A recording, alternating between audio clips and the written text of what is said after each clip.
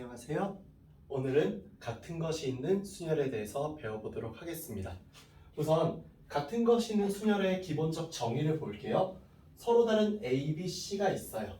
그 A, B, C가 각각 A는 몇 개, P개, 다음에 B는 몇 개, Q개, 다음 C는 몇 개, R개씩 있다라고 했습니다.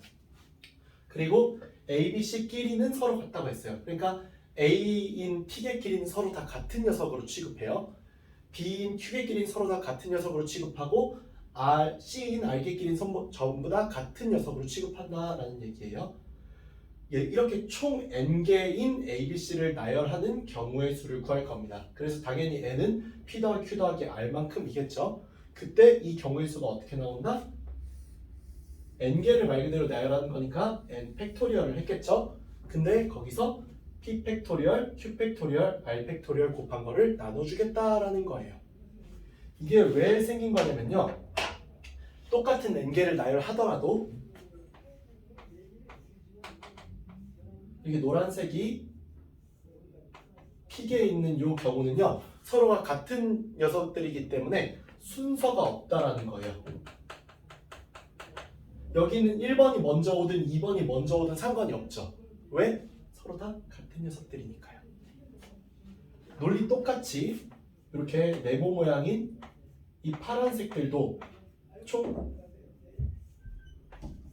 Q개가 있는데 얘네들도 역시나 순서가 없을 거고 마찬가지로 삼각형 모양의 이 R개들도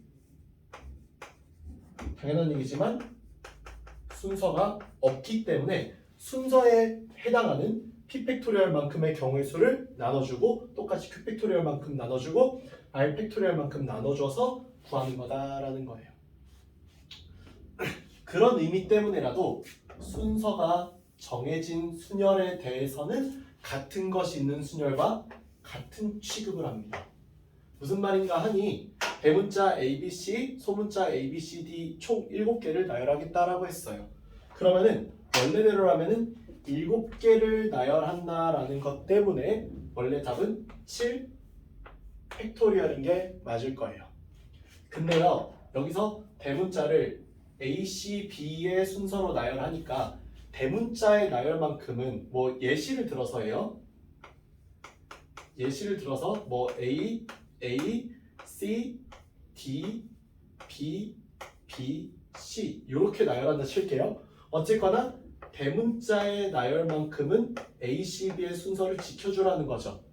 그러면은 원래 A, B, C를 통해서 여기는 A, B, C를 통해서 나올 수 있는 순서는 3 팩토리얼만큼의 순서가 나왔을 테니까 그 순서를 전부 다 뭘로 고정한다? A, C, B로 고정한다. 그 얘기는 말이 뭐와 똑같아져요? A, B, C를 전부 다 같은 것으로 본다는 것과 똑같아지는 거예요, 의미가. 그래서 3팩토리얼 나눠주는 거고요. 똑같은 논리로 이번에는 소문자는 A, D, B, C로 나열하겠다라는 말이 원래대로 하면은 A, D, B, C의 이 4개의 순서는 A, B, C, D, 뭐 A, B, D, C 이런 식으로 해서 총 4팩토리얼 24개가 나왔어야 되는데 그걸 뭐 해줘야 된다? 나눠줘야 된다라는 겁니다. 왜? 내가 여기는 소문자를 A, D, B, C로 정해버린 순간 이 A, D, B, C는 이렇게 순서가 정해지고 그거는 결국 같은 것으로 취급하겠다는 말과 똑같아지니까요. 그래서 순서가 정해진 순열은 기본적으로 같은 것이 있는 순열과 똑같은 취급을 받는다는 겁니다. 그래서 이 계산을 해보면요. 이 계산 자체가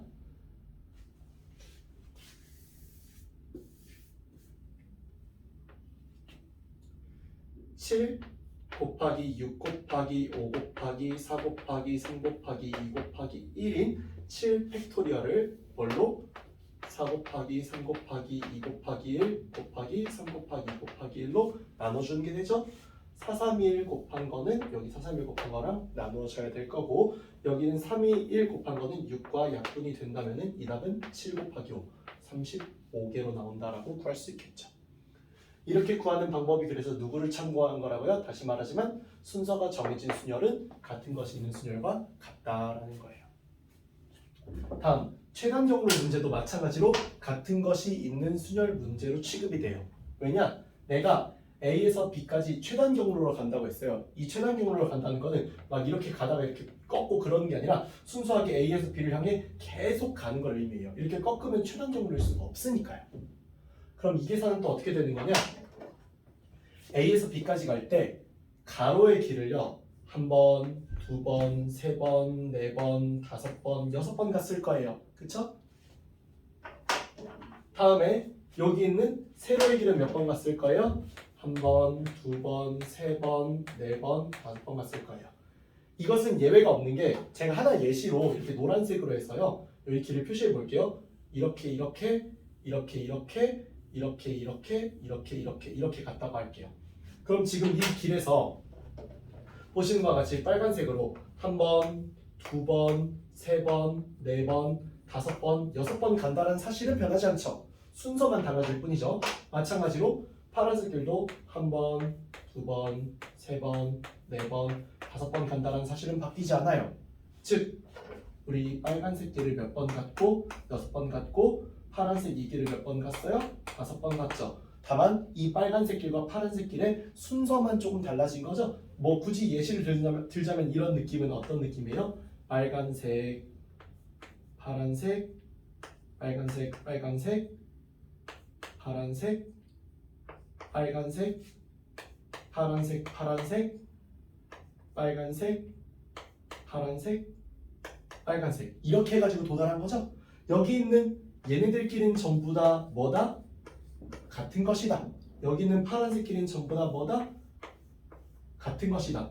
따라서 여기의 계산이 어떻게 된다? 총 11개의 길을 가니까 11팩토리얼인데 그 중에 6개는 가로길로 같고 5개는 세로길로 같으니까 같은 것이 있는 순열로 계산해 준다라는 거예요.